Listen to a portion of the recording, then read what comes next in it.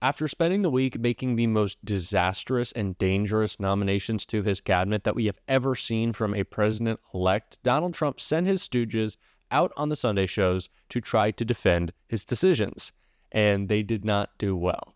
Especially Speaker Mike Johnson, who literally crumbled when he got pushback from Jake Tapper about one specific nominee in Matt Gaetz. And when he was called out in a lie about Gaetz and about the process that he is trying to stop, yeah, he didn't look too good. And we are going to get into all of that. But before we do, if I could quickly ask you to leave a like on this video, and if you haven't already, to hit that subscribe button. It goes a long way, and it really means the world to me. Now let's get into Mike Johnson being called out by Jake Tapper for his lies. Now to the fact that one of your now former members, former Congressman Matt Gaetz of Florida, has been nominated for U.S. Attorney General. Gaetz, as you know, had been facing a House Ethics Committee investigation over numerous allegations, including one that he had sex with a 17-year-old. We should note that Gaetz denies that allegation. On Wednesday, you said this about the House Ethics Committee's investigation. The Speaker of the House is not involved in that, can't be involved in that, so I'm not really the person probably to answer that question. But on Friday, you did want something to do with it. You said the House Ethics Committee report should not be released. In between those two comments, you did speak with President-elect Trump. Did he encourage you to change your position and to squash the House Ethics Committee report from being released? No, he did not. The president and I have literally not discussed one word about the ethics report, not once. And I've been with him quite a bit this week between Washington and Mar-a-Lago. And last night in Madison Square Garden. But this is what I'll tell you about that. What I said is entirely consistent. The Speaker of the House is not involved in ethics committee work, can't be, shouldn't be, because the Speaker can't put a thumb on the scale or have anything to do with that. So I have no idea what the contents of this report would be. I didn't even know about it, Jake, until the middle of this week when it was announced in the press. What I have said with regard to the report is that it should not come out. And why? Because Matt Gaetz resigned from Congress. He is no longer a member. There's a very important protocol and tradition and rule that we maintain that the House Ethics Committee's jurisdiction does not extend to non-members of Congress. I think that would be a Pandora's box. I don't think we want the House Ethics Committee using all of its vast resources and powers to go after private citizens. And that's what Matt Gaetz is now. He is no longer a member of Congress. So I think that's a really important guardrail for the institution, and that's what I was speaking to in those sound bites. The House Ethics Committee in the past has released reports of individuals who resigned from Congress, Congressman Bonner, Congressman Lukens. The House Ethics Committee, after the resignation of Mark Foley, even began an investigation and then released a report. So it's not unprecedented, and there are a number of Senate Republicans. I mean, this report's already done. It's not a question of continuing it. It's finished. There are a number of Senate Republicans who want to see it. They say it's important to their advice and consent role. Take a listen. I think there should not be any limitation on the Senate Judiciary Committee's investigation, including whatever the House Ethics Committee has generated. And we should have access to it one way or another based on the way that we do all of these nominations. Don't the American people, and more importantly, don't the people who are going to be voting on Matt Gaetz's confirmation to be the top law enforcement officer of the United States, don't they have a right to see that report that has been paid for by taxpayer dollars? Two important points here, Jake. Number one, my understanding is that the report is not finished. It's in a rough draft form, was not yet ready to be released. And since Matt Gaetz left the Congress, I don't think it's appropriate to do so. There have been, I understand, I think 2 exceptions to the rule over the whole history of Congress and the history of the Ethics Committee. But I wasn't the Speaker at that time. I'm the Speaker now. The Speaker does not have the authority to stop the release of a report by the Ethics Committee, but I've just simply said what I believe is an obvious point, that we don't want to go down that road. I don't think you want the House Ethics Committee investigating Jake Tapper or any other private citizen. You're not a member of the institution. There's a reason that it is limited in its scope and jurisdiction. The Senate has a role, the advice and consents role under the Constitution, and they'll perform it. They'll have a rigorous review and vetting process in the Senate, but they don't need to rely upon a report or a draft report, a rough draft report, that was prepared by the Ethics Committee for its very limited purposes.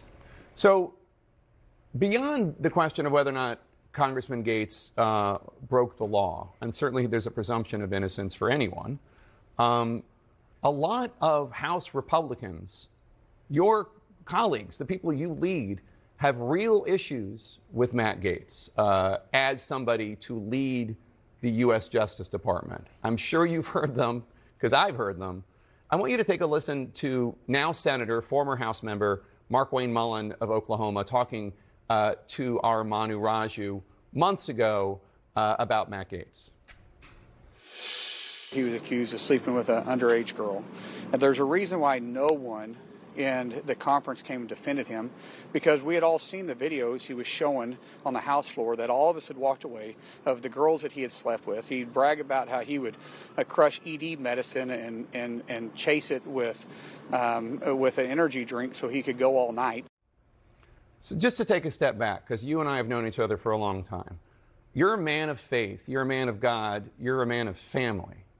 With some of these nominees, Gaetz, Hegseth, RFK Jr., I wonder, does it matter anymore for Republicans to think of leaders as people who are moral in their personal lives? Is that still important to the Republican Party? Sure. It's an important issue for anyone in leadership. This is what I'll say about the nominees that the president has put forward, is that they are persons who will shake up the status quo. And I think what the American people have believe and what they've delivered with the mandate in this election is a demand that we shake up the status quo. It's not working for the American people. So use the term in the opening about how these are disruptors. They are. I think that's by design. Any president has the right to name their own cabinet, to nominate persons that they think will fulfill their agenda. And the people that are on this list will do that. They will go into the agencies that they're being asked to lead, and they will reform them. These agencies need reform. And I think the vast majority of the American people understand that. You can't have status quo appointments in a moment like this. I'm really excited about the days ahead. I think the America First policies will deliver for the American people. I think we're going to have a warm embrace of all the new folks who came into the Republican Party in this election cycle, the demographic shifts that we saw that were historic. Lie after lie after lie. And like I said, you could see Johnson kind of crumble when he was asked about the morality of the Republican Party, something he quite literally cannot defend, with Donald Trump, Matt Gaetz, RFK Jr. as well being a part of this cabinet, Pete Hegseth as well. These are individuals who have no place in government. These are people who couldn't get basic security clearances, and Donald Trump wants them to run our government. It is indefensible, and that's why we saw Mike Johnson just continue to melt down throughout this entire interview, as he was asked also about Donald Trump's immigration policy, and really was just trying to walk it back, showing how scared he is in this clip right here. Do you think that the American people are ready for, if all, whatever it is, 20 million undocumented immigrants are deported, do you think the American people are ready for not only the tremendous disruption in the workforce and the economy? I think it's like 5% of the workforce is undocumented, but also the fact that we're going to be seeing images of families separated, people taken out of the communities they've lived in for years. Do you think the American people are fully prepared for that? I'm not sure that's what's going to happen, Jake. I think what the president's talking about is beginning with the dangerous persons that we know are here. There are criminals, known criminals. There are known terrorists in the country. There are some who have been apprehended for committing violent crimes after they come across the border illegally. So you start with that number. You got, by some counts, as many as 3 or 4 million people that fit that category. Begin there and then see how it transpires. This will take...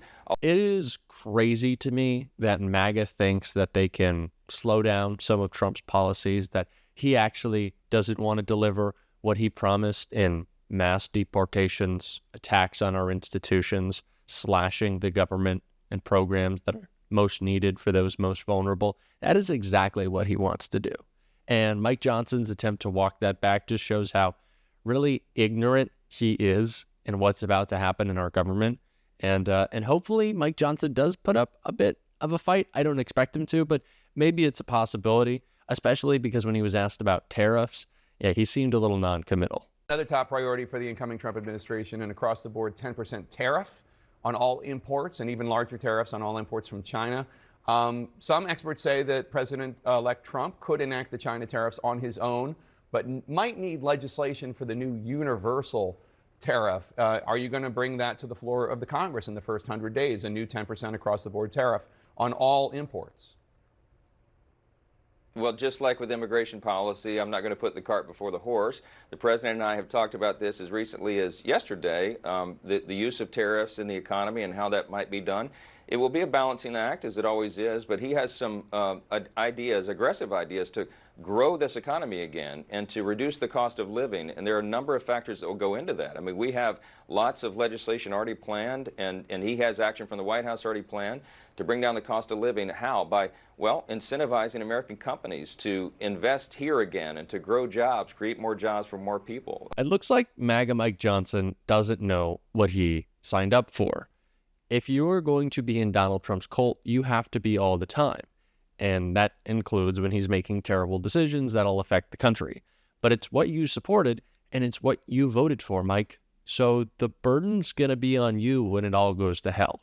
And we are going to be here every single day to call it out. And if you want to support that, as always, you can hit that subscribe button. You can leave a like on this video, and if you stuck around at the end, you can drop a blue heart in the comments. And until next time, I'll see you soon.